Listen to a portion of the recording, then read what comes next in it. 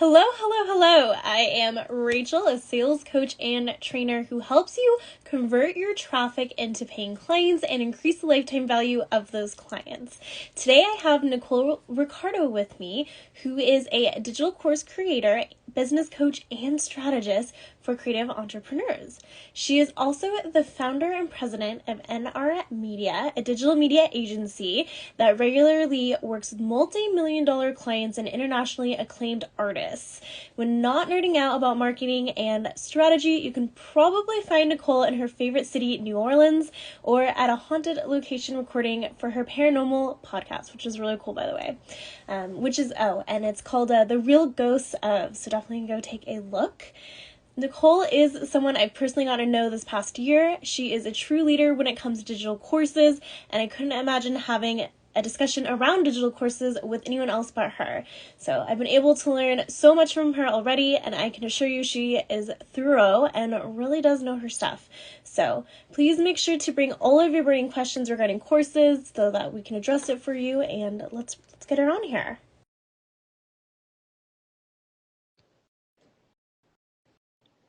All right. And for everyone that is joining, we would love to know, where are you from? Hello. Hello. Hello, Yeah. hello, hello. Can you hear and see me okay? Can you hear and see me okay? Are we good? Yes. Okay. Yeah. Well, I know I said that one of your favorite places is New Orleans, but where are you actually from? Not from New Orleans, unfortunately. Florida, actually, from Sarasota, Florida. I was just there a week ago playing with an orchestra, so I do way too many things. Yeah, you do. You are very multi-passionate, I have to say, and very talented at many things. I love Thank it.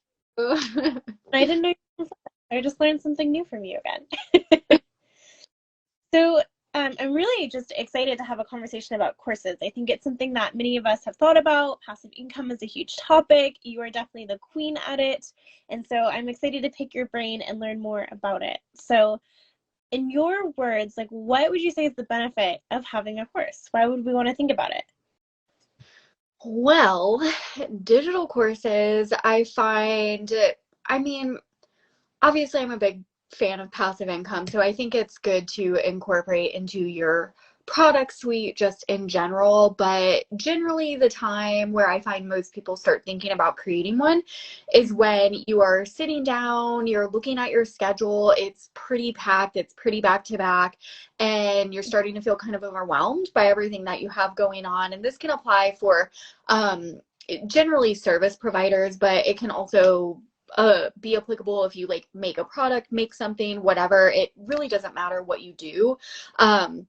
But if you are someone who you're wanting to make being able to work with you a lot more financially accessible to people, because usually it's going to be a way lower price point to work with you in a digital course versus say one-on-one, right? But also be able to help a lot more people than you ever would be able to only one-on-one, because we all only have so many hours in a day, right?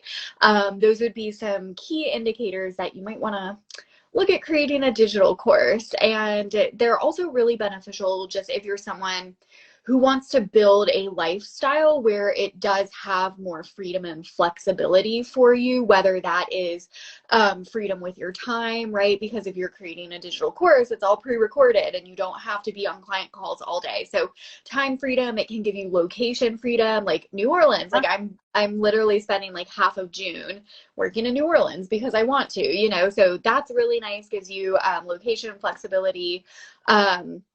But also financial. It is creating digital courses, and the online education industry is one of the very few industries where literally you don't have an income cap. Your earning potential is unlimited. It's just a matter of did you set the course up to be scalable for you, and how far do you want to scale it? So gives you a lot of freedom and flexibility. See that, and you actually kind of answered one of my questions. Was you led with, if you don't have the time to help people one-on-one, this is a great way to help more people. But what if maybe you don't have clients at all, or you're not seeing clients in general. And so you're thinking, how can I create like a buy-in? I guess what I'm asking and thinking is, do you feel like it has to be at a point where you've been working with clients already and now it's time to build a course? Or do you think someone that's a little newer could do a course? So I think it depends. That this is not going to be a black and white Right. answer. But I'm always going to be an advocate for like, you can create a digital course at any point, but like, don't try to teach on things that you should not be, like, if you do not feel confident and comfortable in what you already know and that it can get people results, then you shouldn't be teaching on it.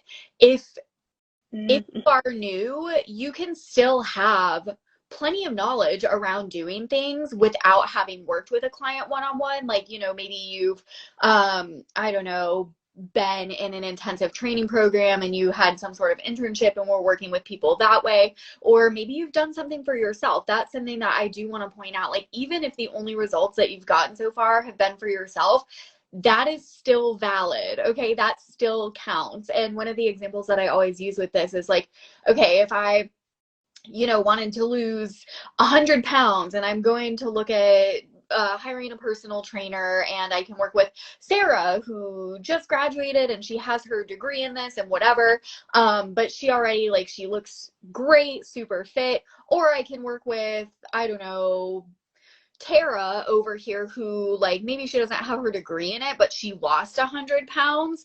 Like, I'm probably going to work with her because she has the experience and she's actually done it. So all that to say, all you've done is you've done it for yourself. That also counts and that is valid. Okay. But baseline, make sure that you feel confident and comfortable in what you are teaching on and that it can get people results.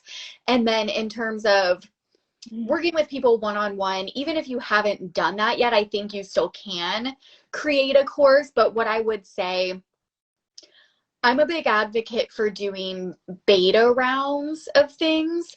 So kind of like a trial round. And I think especially if you are someone where, if you have not gone through this process with somebody one-on-one first, definitely make sure you do a beta round, because a lot of times what happens is when we get in there and we start teaching on things, other people will likely get stuck at different places that you did not. And this happens to me all the time. Like, I'll be talking to a client or explaining something to my team, and I'll be like talking about something. They're like, wait, hold on, wait, like, what is that? Like, what do you do? And I'm like, oh, you don't just like already know this. So always Right. remembering that the issues that you had and like the hurdles, obstacles that you had are probably going to be different than what other people might encounter. So again, if you haven't worked with people one-on-one with whatever you want to teach on yet, definitely do a beta round first, so that way you can get that feedback from a variety of other people and make sure that you're including that in your content, so that way when you do the full launch, it's set, go, your content is going to be a lot more solid, and it's going to help more people be able to get through the course easier and also get them better results. You said so many fabulous things here. It's, first of all, I like how you phrased it. Make sure that you're confident with what you're teaching. You should be able to walk the walk and understand it through and through, right? And, especially, it's a client experience thing. If someone's expectations aren't met, like you're promising something, but you don't even know how to do it, you've never done it yourself, right? You're going to have an upset client. And upset clients are going to tell people, right? Which can really impact and influence your future sales, right? And so Yep. it's not to say that you can't learn it or you don't maybe know what you're talking about, but like you said, I think the beta approach is really important. And I mean, I've even dealt with that having been a store manager. There's things that were second nature to me that, I'd worked through many years before that I didn't even think about. And then there's someone else that's like, wait, I don't actually understand how to do that. And so I think being really open to the feedback as well when you have beta clients and not getting defensive is really key, right? Because if someone took the time to actually tell you, then it's valid, right? And maybe someone else felt that way and didn't know how to tell you. Yep. Yeah. And I think that's one of the difficult things about, I mean, being in the coaching space, consulting, mentoring, digital courses, whatever aspect you're doing this in, we are educators. And one of the things that really annoys me actually is a lot of times people can get like defensive when people are asking questions, or they'll blame things on like, oh, it's your mindset, like, I feel like that's kind of a cop out, to be honest. And maybe that's a like spicy take, but at the end of the day, our job as educators, in whatever capacity you're doing that in, we have to be able to have a bunch of different tools in our tool belt. So that way, if what we're teaching isn't working for somebody, how are we going to be able to help them first, be able to better understand what we're trying to teach them? But also, like, what if that manner doesn't work for them? What's a different way that we can help them to be able to understand it better, be able to implement it in a way that feels better aligned for them, right? So that's why I'm very like anti one size fits all approaches, because I don't think they work, right? Like, everybody's brains are different, everybody learns differently, everybody has different values, different things that they're good at, different things they're not good at, different things that they like and don't like, and that all needs to be taken into consideration. So yeah, definitely any feedback, like literally whenever I'm doing even like live calls or group coaching calls, if people ask me a question, I write it down and then I go back through and I will ask myself, is this a question that I can put into my content? So that way it will make it easier for other people as they go through. Or is this something that does require like a one-on-one reply that would need to be like a group coaching call or something, right? But yeah, that feedback, any feedback that we get, I think is freaking invaluable. It is. Well, it's market research too. It tells you what your audience is thinking in general, right? I mean, take it for what it is. You don't have to use it like you said, but maybe you do need to, and I think like what you just said is not all feedback is good feedback either. You really have to ask yourself, is this worth it? To like think about, am I seeing this come up? Does it make sense? Right. So, um, okay. So I just thought of some things. So you had said, everyone learns different. I agree, right? So how do you incorporate that into a course? Because that can be a little hard if it's digital. Yeah, so I think that this comes down to having different ways for people to consume the information. Like, obviously, generally digital courses are going to be video based, right? For video trainings. However, in and this is just a me personally, but in my courses, some of the videos will just be me talking. Some of the videos, if I'm going through something that's more intensive, like strategy breakdowns, whatever, maybe I'm going to have slides so that way you can visually see it. Like, really paying attention to knowing what types of information are going to be better suited to different styles of presenting that information, but also incorporating things like having workbooks, having cheat sheets, having those like digital downloads. Or there are some of my trainings where, yeah, I have the video, but there's also like, if you're an audio person, I have literally just the MP4 file, so you can download that and listen to it audio if you want. So really like thinking about those different ways that people might want to learn things, but also us as the expert, the educator, we also need to be kind of forward thinking on what Right. am I here and what format is going to be the best way for me to present this, right? Like, if I'm going through giving you a bunch of conversion copywriting formulas, and I'm just speaking them out loud, half of them you're probably not going to understand because I'm giving you like templates, right? So that's going to be something where I'm going to want to use slides and write it down, so that way you can visually see it. So just really kind of thinking about that and putting those different formats in for people. Right. I love that you said, you can do speaking, you can do slides, you can do workbooks, you can do audio, because I'm not an audio learner actually at all. I have to see something get done and do it myself and write it. Like, I'm a student for life here, taking notes. So for me to just sit there and listen to like podcasts and things is actually really hard for me. But a lot of people do really well with that and don't do well with notes. So I Mm-hmm. think the ideas that you have make it very accessible for everyone. It's like there if you want to download it, it's there if you want to listen to it, but you don't have to. Mm-hmm. And like that makes me think of like content when we repurpose it too, is like, you know, you have your reels and you have your carousels and you have your lives and things like this. You can take the same concept and put it out in different ways because everyone's going to see it in different ways, learn it in different ways. You know, even your email marketing, all of that. And so it's the same thing with the course, right? You just have to think of it that way. Yep, exactly. I love it. Well, I would love to know. So there's so many different types of courses because we just said digital course, but that could be a group coaching course. It could be live coaching. It could be do at your own pace. It could be limited time, evergreen.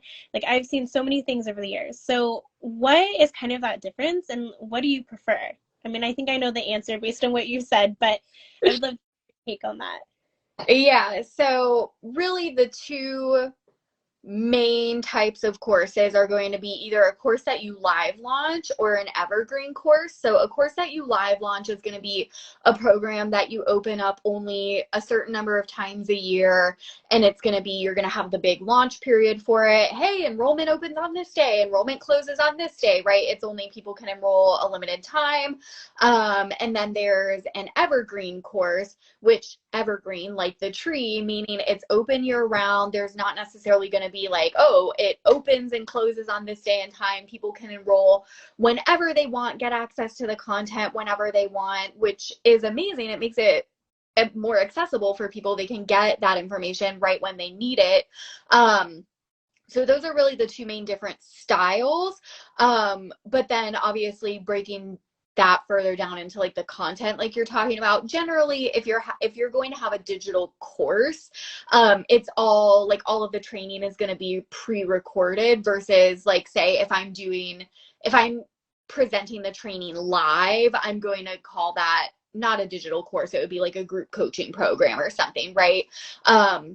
But within the courses, whether you do live launch or evergreen, you also want to include some type of support for people. So whether that's as simple as just having a Facebook group and people can post in the Facebook group when they have questions, whatever, all the way to like my program, Create Your Career, we have group coaching calls every other week, because I wanted to have a higher touch point for support. So you can go any route with the support that you want to provide depending on what feels good for you. Same thing with if you want to do live launching versus evergreen, there's pros and cons to each, but what I recommend is the way that you structure your course and your programs, you really want to take into account what is the lifestyle, like what is your schedule that you're trying to build. I like reverse engineering things, and a lot of people I find don't think about the kind of life that they want to live prior to planning things out, and then we can get into traps of making our schedules like way crazier than we actually wanted them to be. So I'm a big advocate for like your business should support the kind of life that you want to live for yourself.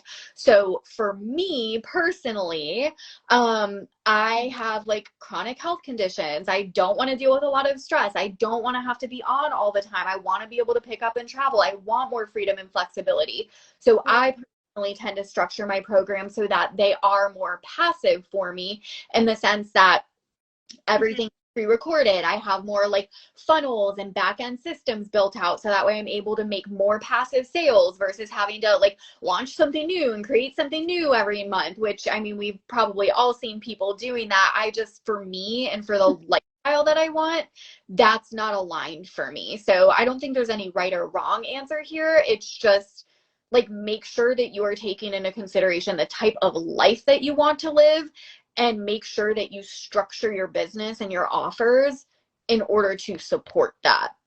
Right. It's starting with what you want and then breaking it down on how that's actually going to look and how you're going to do that. Right.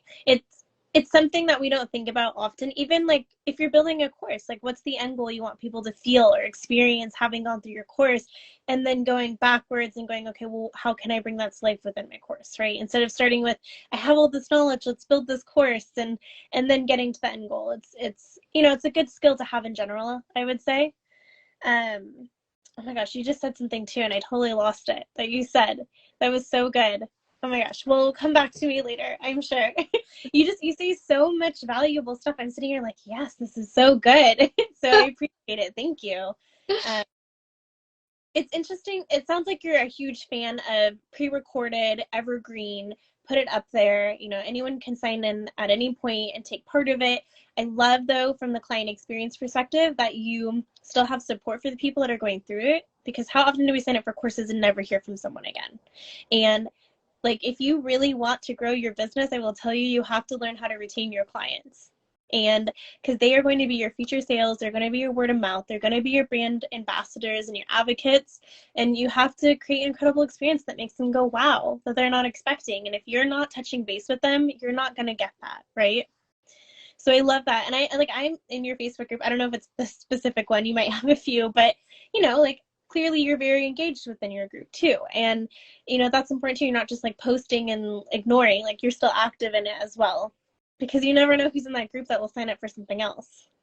Yeah, exactly. And I mean, especially like within my courses, like I have private Facebook groups for the students in the courses that we build the community in, but like, yeah, I mean, for my signature program is called Create Your Career, and like that one specifically, like I literally call them, like I say, the CYC fam, because I worked really hard to make that a community, and I mean, it's just like it makes my heart so happy when people post in there. There will be like everybody's like showing up, supporting them, giving them feedback, giving them pep talks. I'm like, this is amazing. Having a community, I mean, yes, is absolutely beneficial for creating that customer experience. And I know we have very similar thoughts on, and spoiler alert, that's actually what Rachel was talking about in the virtual summit. You watch the Yeah. video. It's freaking good. But anyway, yeah, I mean, it definitely helps with your client retention, the customer experience, making sure that, like, obviously we want your people to be out there and be like, oh my God, I worked with Rachel. She was so amazing. Help me with da da da da, right? Like, that's literally invaluable. But it also is, in terms of like being an educator and creating courses, blah, blah, blah, like having that community and cultivating a community where people are going to show up and support each other and cheer each other on. That is so valuable, because we all know, like you were saying, sometimes you'll just sign up for a course and it's like a post and go situation and everything's dead, and like you try to ask a question and you're not getting feedback, or like some person who, I don't know, the coach that's been doing it for like 2 months tries to give you an answer to something, but it's like you could have Googled it. It's like that's not helpful for anyone. You are going to see so much growth, so much more growth, and much faster growth when you're really surrounded by a community and by people who are like-minded and all working towards the same things and really like going after it, and feel supported, and that like if I have a question, it's gonna get answered. Yeah, I think, well, that's really just huge right now in business and client experience, is like knowing that you can get an answer when you have it and being accessible. I mean, that's a whole nother topic, but there is so much power in community. And I mean, again, like I always talk about being a store manager, but that was really important. I wanted to know every client, customer that walked through the door, even if I wasn't helping them. I wanted them to feel safe, and I wanted them to feel part of my family, because my team was my family. And just because that was in person doesn't mean you can't cultivate that online, right? And I think a lot of us, especially when we are entrepreneurs, feel very alone, and it's nice to feel supported. And I mean, you and I have connected, right? So it's a very powerful thing, and when you cultivate that, it's always worth it. And it takes time. It's not short term. It's a very long term investment, but the long term investment is what helps you grow. Mm-hmm. Yep. So I would love to know, okay, I just have a couple more questions for you. And if anyone else has questions too, please make sure to put them in the comments and we'll answer them. What is your favorite platform for creating a course on? I'm Team Kajabi, ride or die. I know there's like a million different platforms, Teachable, I forget whatever the other ones. And when I first started out, I did look at all of the other ones. And I know a lot of people, I think, tend to start with like something like Teachable or whatever first, because Kajabi is kind of expensive. But Mm-hmm. the reason I didn't do that, I actually, before I did Kajabi, I kind of like bootstrapped what I was doing. I had like the very first round of Create Your Career, I just like put the replays in like a Google Drive folder. But now, like, even just Facebook gives you so much capabilities. Like, you can create a Facebook group and create units within that. Like, you can literally house a digital course inside of a Facebook group if you wanted to. So pretty much what I did is I kind of bootstrapped it until I was at a place where I had enough of that like consistent recurring income coming in from the courses to then invest and get Kajabi. And I did that simply because, I mean, switching between platforms is a pain in the ass and I didn't want to deal with it. So I was like, I don't want to like waste my time and energy trying to learn like this platform and then having to switch over to whatever. Cause it just, this is just my opinion. Do with this what you will. But in general, and I know most people who are like digital course creators tend to agree with this. If you are going to run a business where a bulk of your income or majority of your income is coming from digital courses, like you're gonna end up being on Kajabi anyway. It just like is the best platform for digital courses. It just is what it is. So there's that. And then one other thing just to put in perspective, because I know this really helped me in the beginning, because a lot of these like tech things, systems, whatever, like they're monthly recurring fees and it adds up. But the thing that somebody told me once was like, yeah, well, you're not paying rent for a brick and mortar business, you know, like whereas there rent, you're having to pay for you know, the electricity, water, internet, blah blah blah. And it's like that's like way more than paying for like Kajabi and a good email marketing platform, you know. So that really help put things into perspective for me as well. Like, you know, in general for the, you know, oh, I'm starting a business, like our costs as online business owners are like basically nothing compared to like brick and mortar businesses. So Yeah. I know what we spent just to operate in my store, and you know, I wasn't paying the like lease, you know, and all that, but I mean, I saw the supplies, and you know, you see payroll and things like that. Like it is costly, and that's actually a really good perspective. I hear a lot of good things about Kajabi, and it is a website, so it's kind of an all-in-one. So it feels like a lot because it's all up front, but I mean, when you add up everything else that you're paying for, it kind of is the same. But I think like your point here is that it just kind of solidifies that you should be a little bit further along in your business so that you're making enough income to support being on that platform. And I have seen actually an increase of people using Google Drive. Like they literally create a Google Doc for their training. I saw a sales page on Google Doc the other day, and I was like, wow, they didn't even use Canva or a website. They just used a Google Doc. Yeah, I've like literally done that before. I just wrote a sales page in a Google Doc and was like, here you go. I can't believe it worked. And I was, wow, like we overthink the process, but it doesn't have to be complicated, you know? And it's, yeah. So I think what you really said today is like, you know, there's nothing wrong with creating a course if you have an idea, but make sure that you're confident what you have, and you're probably most likely going to be a little bit further along after having worked with some clients, getting some feedback, or at least having those beta clients so that you can make a really amazing course that serves many people in a very effective way. And Kajabi is your go-to just because of how amazing it is, how easy it is to use, the tools that they provide you, right? So, okay, I have maybe like one or two more questions if you don't mind me picking, which I know you have an amazing course coming up too. Not, this was totally unprompted, but you have a course coming up about how to create a course. Yeah. So the topic that you're interested in as you're listening, like you gotta go check that out for her. But so once you've created a course, I think the hard thing is now selling it once you've invested all that time. So how do you recommend getting in front of people and launching it? Yeah, so this is where we come back to the live launching versus evergreen. So one of the reasons that I prefer evergreen to the live launching model, and now don't get me wrong, I still do live launches. I think that that is important to build that brand awareness, recognition with your audience. Like we really want you to be associated with whatever your signature program is, right? Like that should be associated. But if you have a course where you only live launch it, and this is, I'm prefacing this with, if you are someone who wants to use a digital course to generate consistent recurring income for yourself, you need to sell it more than just a couple times a year when you live launch it, right? When you open enrollment. Like if you live launch it, let's say 2-3 times a year, great, amazing. You're getting people in, you're getting income coming in 2-3 times a year.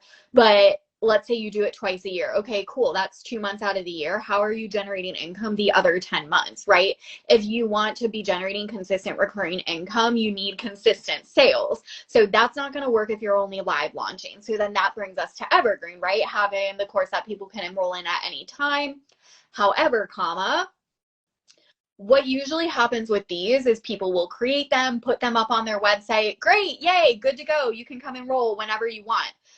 But then they end up hearing crickets, because if you just put it up on your website, that is relying on how much traffic are you getting to your website every month, right? Like unless you have amazing SEO and you are already getting like thousands, tens of thousands of organic new visitors to your website every month, you're probably not going to be making consistent sales just from putting a course up on your website, right? You have to have a funnel in place that's going to lead to the course, but you also have to have a strategy in place that is going to consistently drive new leads into that funnel for you. Because, and this is another thing, I can't even tell you how many times I've heard this. Oh my God, Nicole, I just like built out this funnel for my course, and I paid this person $10,000 to build it out, blah, blah, blah, and I'm not seeing anything from it. I'm not getting any sales. I'm like, okay, well, how are you getting new leads into that funnel every month? Because if you want that funnel to work and give you sales,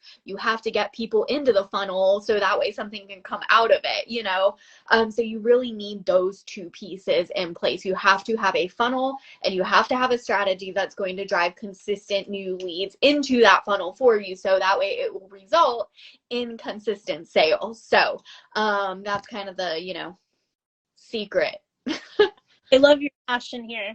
It excites me. I'm like, ooh, like I need to pick your brain more, but I feel like that's taking advantage, and we could have a big conversation.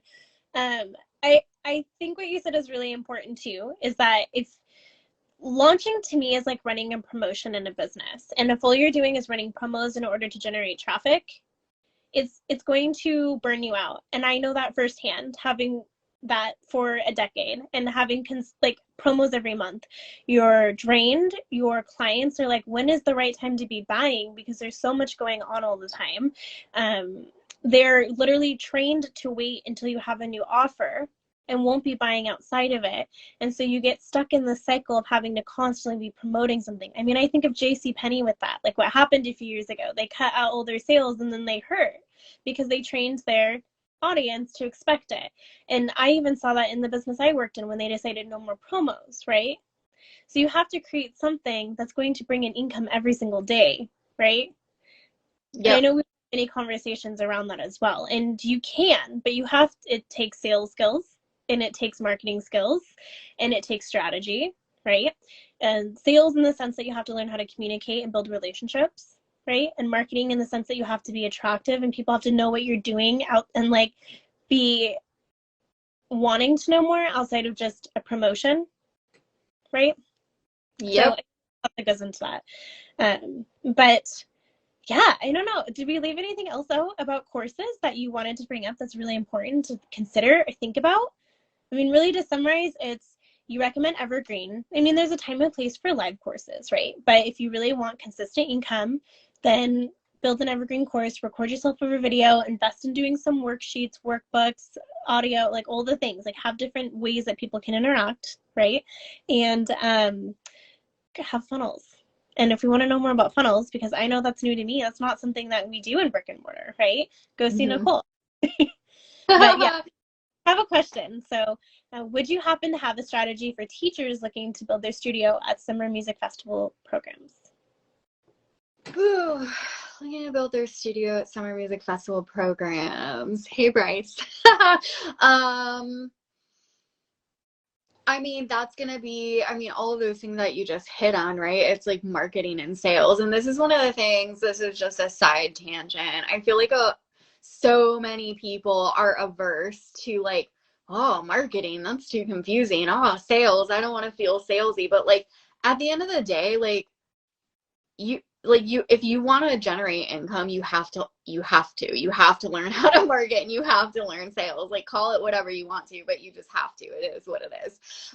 So I would say, I mean, that's going to be like figuring out like what is your marketing strategy for that. So first thing that I would be looking at is like, what is the specific demographic that you're trying to reach to enroll in that program, and where are they at, right? Like if it's, I'm gonna guess that you're probably looking for people like age range that would be on Instagram. So I would be using Instagram, and I would look at, okay, now we know what platform we need to be marketing on. So what strategies can I incorporate to be able to be reaching them? So that's going to be Instagram engagement. I would be making sure you're doing Instagram engagement on a regular basis, like specifically reaching out to those new accounts, accounts that you're not currently following or interacting with, building relationships with those people, like the people who are going to be in that target audience, consistently getting yourself in front of them, interacting with them. You can also include visibility strategies if you wanted to, like doing partnerships and going live with people who also have your exact same target audience. You can do giveaways, setting up any sort of thing like that that's going to also get you in front of them. And then the second piece of that is going to be like, how are we selling them on it, right? Which for me, I'm a big content marketing person. So is the content that you're putting out strategically nurturing them and taking them through the buyer's journey to let them know, about what this is about? And I'm not just talking about like promoting, like direct promotional posts, like summer music festival, come to this, right? Like we can't do every single post like that. So it's really thinking about the buyer's journey on like, okay, taking them from unaware to problem aware to solution aware, then, building your expertise. So really going through all of those different steps in the journey through your content. And for me personally, this is why I like to plan out launches and stuff way ahead of time, because I like to go through all of those things before I even go into promote, because that's going to make sure that by the time I even get to promoting, my people are already nurtured. They already know why this is so important, what the heck I'm talking about, how it's going to benefit them. So that way, when you do go into promote, it makes it an easy yes for them. And that's spilling all the secrets. That's honestly one of the biggest secrets to like having launches that do really well. Launch, promotion, whatever you want to call it, campaign. But that's one of the secrets to having a launch that does really well. Pretty much anytime I've ever done one, whether it's for myself, with a client, the success of a launch almost every single time is going to be directly correlated to how well you did that, like the nurturing, the priming period before you go on with the promotion. So right. And I do want to add that the salesy part, if you know what you have is good and your knowledge is good, you're creating a course, right? Because you want to share the knowledge with people, then it's a disservice not to tell people about it, right? So in that sense, you have to sell it. Like, I have this product that's going to help you that I put together, right? And that's the sales part, is you're helping people, right? And I think with what you just said too about priming people, if you really look for that, every business does that.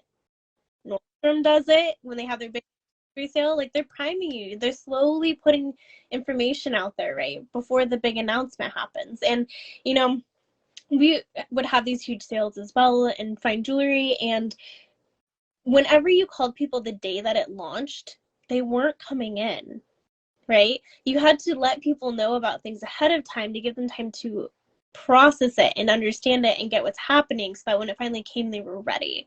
And, we're always so afraid, I don't want to tell them now, or I don't want to promote it now, or I don't want to mention it now because it's going to take away sales from today. But I will promise you, from what I've seen over the years, you will make more sales as a result of promoting it sooner rather than later. Mm-hmm. Don't wait.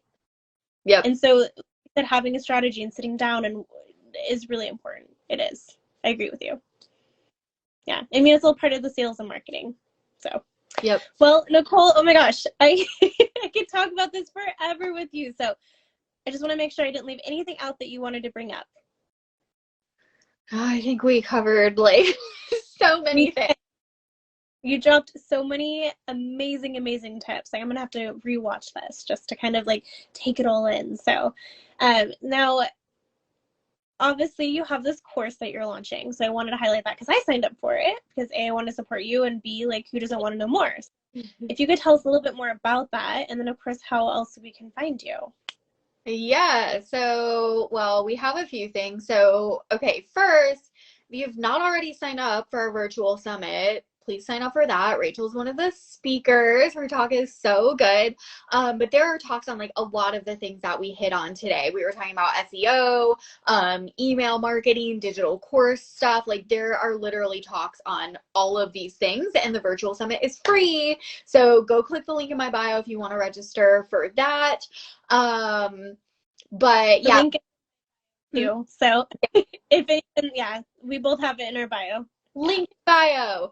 Yeah, so there's that. And then also next month, I haven't even like promoted it publicly yet, but I am doing a 2-day like masterclass training series talking about actually getting started with a digital course. So we're talking about getting in there and doing those market research strategies for validation, for validating profitability, how to really figure out what idea you want to proceed with for a digital course. We're talking about ways to create your messaging for that, how to actually do a beta launch for it, because I am a big advocate for like, don't waste your time and energy creating a full freaking course and then trying to sell it. Like, get paid to create the course. So I'm breaking down how to do all of that. So yeah, that's happening next month. And when you register for the virtual summit, it's like on the thank you page after you register for if you want to sign up for that. Yeah, so there's the things. Well, I will say the virtual summit is amazing what you put into it. I can't believe it's free because you have so much value there, and you've gotten like some really top-notch. I mean, I'm not even saying that because I'm a part of it, but from what I've seen is you've really been selective on who you've brought on, and it's literally everything: website design, SEO, email, copywriting, everything. So if you want to know a little bit about everything about business, it's free. It's for the entire month of April, and it's due at your own pace, I believe. So I'm like, shoot, I gotta tell. I'm excited to tell everyone about it. So definitely go check it out. It's worth it. And I will be on there as well talking about client experience, strategies, and retention and sales. So it's definitely something I worked really hard on and poured my heart into. So I know everyone else did as well. And I'm excited to do this course with you as well and learn a little bit more. And from what I've seen, like, you are no BS. You're right to the point. You're not going to fluff anything up. You're going to give people real strategies on things to do that actually work, that you've been able to do because you're already doing it. And so I definitely think it's worth it. And it was like, it's not even like, it's such an easy yes. Like, I don't know how much you're charging for it, but it was like nothing. So Thank you. Yeah, and I'm really excited. So yay, thanks for being one of our guest speakers too. Yeah, go register for the summit. It's going to be amazing. Well, thank you, Nicole, so much for joining today, and definitely go check out Nicole. She's amazing. I know you're always so friendly over DMs, and again, you're a wealth of knowledge. You've been able to walk the walk.